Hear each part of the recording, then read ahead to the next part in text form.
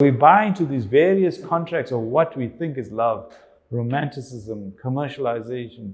We commoditize it, and we wonder why we're still feeling unloved.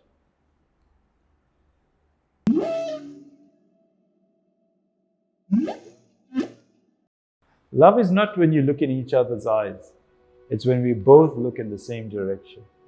Okay? And the whole thing is recognized when you try to connect with someone and you are sometimes on a challenging journey. As the man wrote the book, John Gray, Men Are from Mars, Women Are from Venus, right? It's challenging to try and find that connection. You got to go on your journey.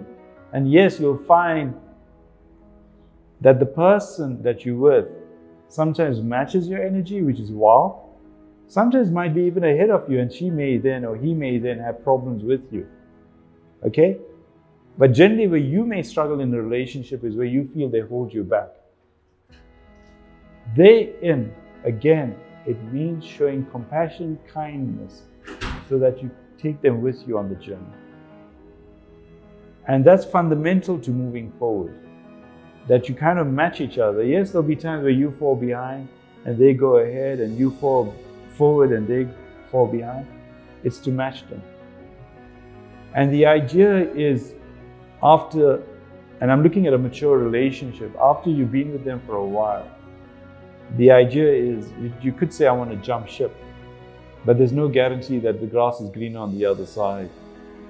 And just complete this point, is that we all look for our soulmates, the one who gets us, who knows what you think before you know. If you're into your food, she knows or he knows what to cook for you, right? But not many of us have that fortune. So relationships are actually, if I use the word, more karmic mates. That means for what you do, there's an equal and opposite reaction. And generally your partner reflects your action, mirrors what you do. In fact, if anyone wants to give you the harsh, brutal truth, is our partners, right? As much as they're harsh and brutal, again, don't react, because when we react with brutality and harshness. Respond with compassion and kindness. That will disarm anyone. Over time, what you've demonstrated is you do not allow them to get you. It's tough, because why? They'll shoot you where it hurts most. Because they know your soft spots better than some sniper who's the most decorated in the Green Berets, right? They shoot you, and it's not even with a bullet, right? They whacked you off your feet. You are feeling like scum. And they still take their high heels or their shoes and they stamp it on your face, all right? And then throw the cigarette butt at you. Dust off, get up. Compassion, kindness, love. It will destroy them in a good way. It will win the day. Because everyone tests everyone else, particularly in relationships. Because I want to see your kids do it. Tug at your pants. They tug. Why? Dad, mom, dad. And you look down, what's up? Nothing. Why? Attention. We all want attention. What is attention? Why do we want attention?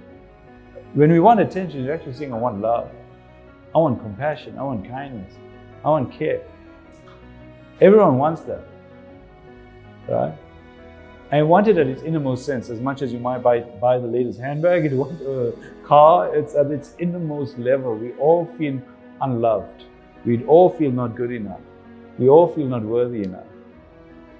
It's a journey, because they will test you and you will test them.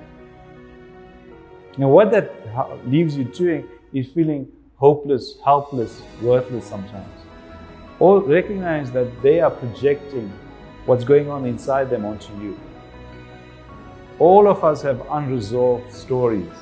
All of us are carrying our baggage. And that baggage, those stories unresolved, we project it on our relationships, particularly our partners. So the idea is to find that balance. It's work. But by default of going through that work, you make yourself, I spoke of perseverance, you will make you resilient. And then you're saying, I will not be because of people, I will be because of who I choose to be. And then people will be because of you. But it doesn't mean you're a pushover. It means still that you're aware. And if the relationship proves to be dangerous, abusive, in a way that's going to be absolutely negative for you, or negative in general, you may have to make a decision whether you move on. But still, when you move on, you still move forward with compassion, kindness, with forgiveness. So, yes, love again, know where you're going to, because the cause brings you together, the purpose gets you together. It's not about the commonality of personality, it's the purpose that drives you together. The personalities, when you first met, wow, we both like music, we both like the same food. 10 years later, you can't eat the same food because your doctor says you can't. The music, you don't care about that anymore. All right? Life changes. Then what keeps you together is a cause, a purpose, a truth, a meaning. And yes, still, you wanna, how the heck we hang out with each other? But that's the journey. And also very important, let not the relationship define happiness for you. Gosh, I said it. Let not a relationship define happiness for you. You must define happiness independent of relationships. If you put relationships on a pedestal, you are not hiding to nothing. Because what you've done is you put the person on a platform or pedestal.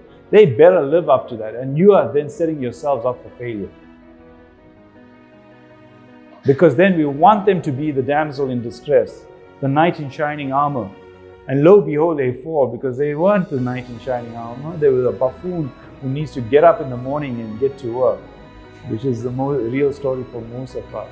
And comes home looking all morose because he had a bad day or she had a bad day with the boss. Where's the knight who comes in there and sings a song to you, be it the 1950s movie?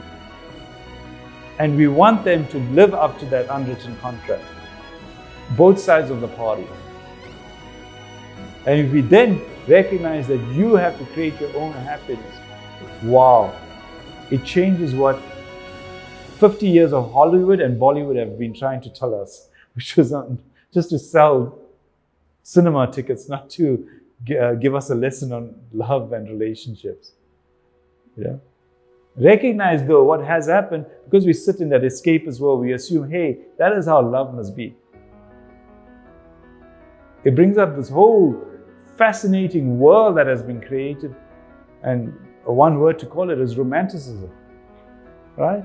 We have this, if I call it like a play, a scene, a scenario, flowers. We all know the story, how it's supposed to play out. Flowers, sometimes champagne, dinners, candlelight. Wow, great. I'm not saying no.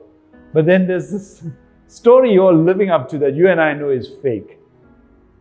And as much as you play that story to its absolute, it doesn't keep the relationship going. What you and I have done is probably bought into a commercial idea, because all these florists stock up 10 days before Valentine's Day, for example. Great, I'm not, it has its moments. But poor flowers out there, because they're all going to be vanquished by the 10th of February, in terms of availability. The point I'm getting at is that relationships have to be defined far more than some commercial or romantic enterprise. And that's fundamental as well. So you then push the relationship more. Recognize some people will still fight for that movie, but the reason they fight for that is because that's what we limit love to. That's how we define it, and that's how we make it a commodity that is commercialized. True love, a beautiful example, they did this study where they asked couples, right? So you and your husband or wife have a choice of who you want to invite for dinner. So they said, and names range from Einstein, Mother Teresa, Gandhi, Martin Luther King, Mandela, Maybe a few threw in some celebrities, no harm. And they like went wild because it was a study paid for on who you'd like to invite for dinner.